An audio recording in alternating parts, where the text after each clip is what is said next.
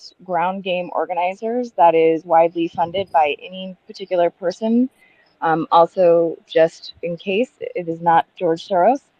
Um, as well as to say that the Republicans or the conservatives do not alternatively have that is not correct, and I'd be happy to provide you with details of that. I'm not saying that all things are connected to all things, and I agree with you there.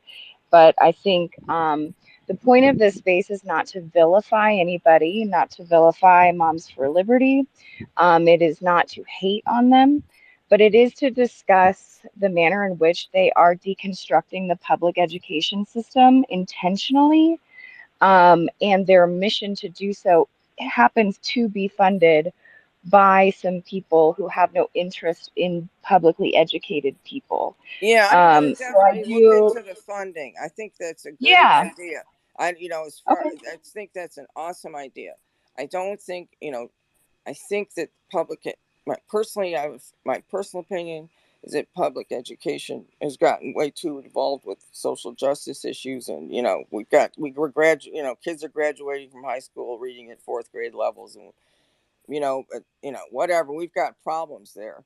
But, I'll just go back to the Moms for Liberty embrace what you guys would consider conservative values. They don't really want to teach the 1619 version of, they disagree with the 1619 version of history, and they If I don't can like just the finish, let me just sexualization of real, children hold on. and the books See, and the gender I ideology. know, So that's a, I this is, understand. Princess,